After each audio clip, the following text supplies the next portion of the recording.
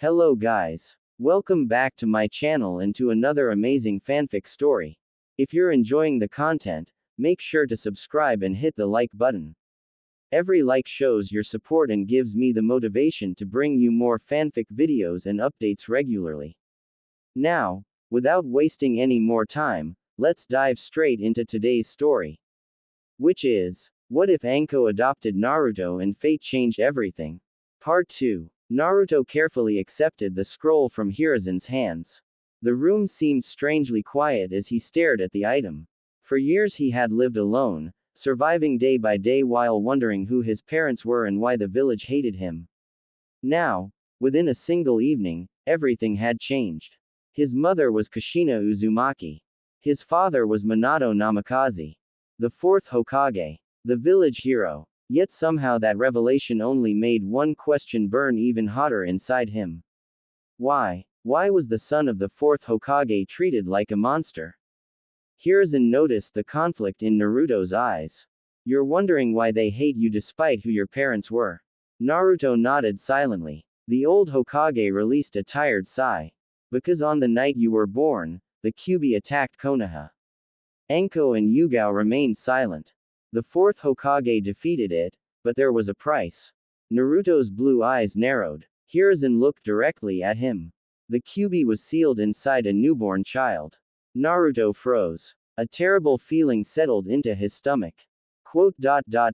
Me. Hiruzen nodded. The Kyuubi no Kitsune is sealed inside you. The room became completely silent. For several seconds Naruto didn't move. Didn't speak. Didn't even blink. Anko shifted nervously. Yugao watched carefully. Finally Naruto laughed. It wasn't his usual cheerful laugh. It was hollow. So that's it. Nobody spoke. Naruto stared at the floor. That's why they hate me. His fists tightened. That's why stores overcharge me. Tighter. That's why people look at me like garbage. His nails dug into his palms. That's why they beat me. The room trembled slightly. A sudden pulse of red chakra leaked from Naruto's body. Anko immediately stood. Yugao tensed. But Hiruzen raised a hand. The old Hokage could see it. It wasn't rage. It was pain. 12 years of pain. Naruto lowered his head. So all this time, a tear hit the floor. I wasn't hated because of something I did. Another tear followed. I was hated because of something sealed inside me. Hiruzen nodded sadly. Yes. Naruto remained silent for nearly a minute. Then he wiped his eyes. To everyone's surprise, he stood up. I hate it. Anko blinked. What? Naruto looked at Hiruzen. I hate the Kyuubi. The red chakra faded. But I hate the villagers more. That caught everyone off guard. They know what happened. His voice remained calm. They know the fourth Hokage gave his life to protect them. His eyes hardened. And they still beat his son. Even Hiruzen couldn't argue. Naruto took a deep breath. But I'm not going to let them win. A grin slowly appeared. This time it wasn't the childish prankster grin. It was confident. Dangerously confident. I'm still going to become Hokage. Anko smirked. That's quite a goal, Gaki. Naruto pointed at her immediately. Stop calling me Gaki. No. No. Snake face. Anko's eye twitched. Hiruzen quickly coughed into his hand before their argument escalated. Before either of you destroy my office. Both immediately looked innocent. The old Hokage sighed. Naruto, there is still one final gift. He pointed toward the small box. Curious, Naruto opened it. Inside rested a three-pronged kunai. The moment he touched it, he felt a strange warmth. Hiruzen smiled. One of your father's special kunai. Naruto's eyes widened. The flying thunder god, not the technique itself, Hiruzen said. Not yet. But this belonged to Minato. Naruto carefully lifted it. For the first time in his life, he held something that truly connected him to his family. His expression softened. I'll treasure it. Hiruzen nodded. I know you will. Then the Hokage became serious. Starting tomorrow your life changes. Naruto looked up. You'll begin receiving proper shinobi training. Anko nearly jumped out of her chair. Wait, really? Yes. Hiruzen smiled. And since Anko was responsible for saving your life, The purple-haired girl suddenly looked suspicious. She will assist. What? Naruto grinned. Anko groaned. This is punishment, isn't it? Absolutely. Yugao hid a smile. Naruto laughed. For the first time that night, it was genuine. Not a mask. Not an act. A real laugh. As the moonlight shined through the Hokage's office window, nobody noticed the small spark of determination burning within Naruto. The son of Minato Namikaze. The heir of the Uzumaki clan. The Jinchuriki of the Nine Tails. His story was only beginning. And Konoha was not ready for what came next.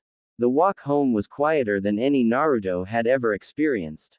For years he had imagined who his parents might have been. Farmers. Merchants. Travelers. Maybe even shinobi. Never had he imagined they were Kushina Uzumaki and Minato Namikaze. The very thought still felt unreal. As he entered his apartment, Naruto locked the door behind him and sat on his bed. The two letters rested in his hands. One was marked with a spiral symbol. The other carried a familiar flying thunder god seal. His fingers trembled slightly. After taking a deep breath, he opened the first letter. To my precious Naruto, if you're reading this, then your old man finally decided it was time to tell you everything. First things first. I love you. Your mother loves you. Nothing will ever change that.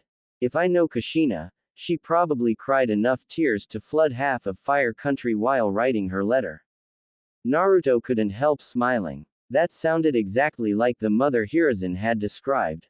I wish I could be there to watch you grow up. To teach you. To embarrass you in front of your friends. Trust me, every father deserves that privilege. But if you're reading this, then things didn't go the way we hoped. Naruto, being strong isn't about never falling. It's about standing back up. People will doubt you. People will hate you. Some may even fear you. Never let them decide who you are. Only you can do that. You are my son, and that alone makes me proud. Naruto wiped at his eyes before continuing. One day you'll hear stories about me. Some will call me a genius. Some will call me a hero. The truth, I was just a man trying to protect the people I loved. I hope one day you'll find people worth protecting too. Most importantly, take care of your mother if you ever meet her in spirit.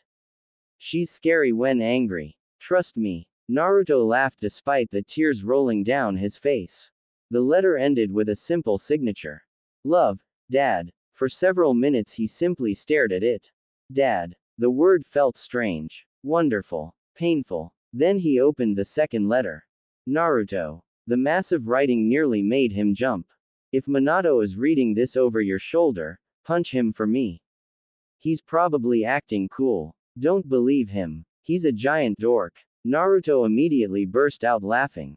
The image was easy to imagine. My beautiful son. By now you're probably taller than I was. If not, eat more vegetables. Actually, ignore that. Nobody likes vegetables. Listen carefully. I don't care what anyone says about you. I don't care what mistakes you make. I don't care if you become Hokage or a ramen chef. You are my son. That means you're already precious. Never forget that. Naruto's vision blurred. For years he had desperately wanted someone to say those words. There are two things I want you to inherit. First, the Uzumaki spirit. Never give up. Ever. Life will knock you down again and again. Get back up every single time. Second, our clan's legacy. The Uzumaki were masters of sealing. Masters of survival. Masters of protecting those we loved. That legacy belongs to you now. Hidden within our clan archives are secrets waiting for you. When you're ready, seek them. Trust your instincts. They're stronger than you know. And Naruto, I love you more than words can ever describe. Always. Love. Mom. The letter slipped from Naruto's fingers. Tears streamed freely down his cheeks. For the first time in his life, he knew. He had been loved. From the very beginning. The next morning, Naruto arrived at Training Ground 44 before sunrise. Otherwise known as the Forest of Death. A terrible place for normal people. A perfect place for Anko. The purple-haired girl appeared hanging upside down from a tree branch. You're early. Naruto smirked. So are you. Don't get smart. Too late. Anko grinned. Good answer. Dropping to the ground, she crossed her arms. All right, Gaki. Naruto groaned. I'm never escaping that nickname, am I? Nope. Anko pointed toward the forest. Show me what you've got. For the next 2 hours Naruto demonstrated everything he knew. Basic taijutsu, shurikenjutsu, trap making, stealth, improvised weapons. Anko's eyebrows rose higher with each demonstration. Finally she stopped him. Who taught you all this? Naruto blinked. No one. What? I learned by watching. Anko stared, then stared some more. That's ridiculous. Naruto shrugged. It worked. The older girl suddenly grinned. You're terrifying. Thank you. That wasn't a compliment. Several hours later, the training ended with Naruto collapsed on the grass. Every muscle hurt. Anko sat nearby eating dango.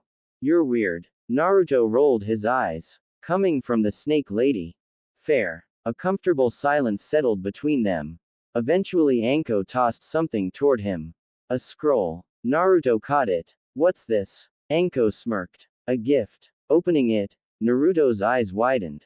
Inside was a collection of beginner chakra control exercises. Far more advanced than anything taught at the academy. Why? Anko shrugged. Because you're annoying. Naruto deadpanned. That doesn't answer the question. The older girl looked away. You remind me of someone.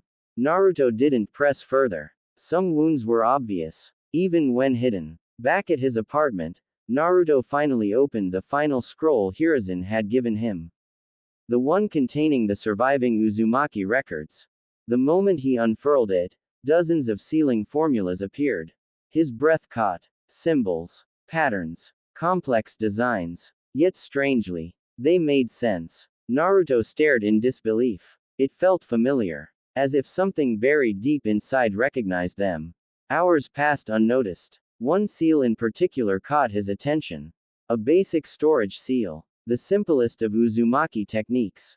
Following the instructions, Naruto carefully drew the formula.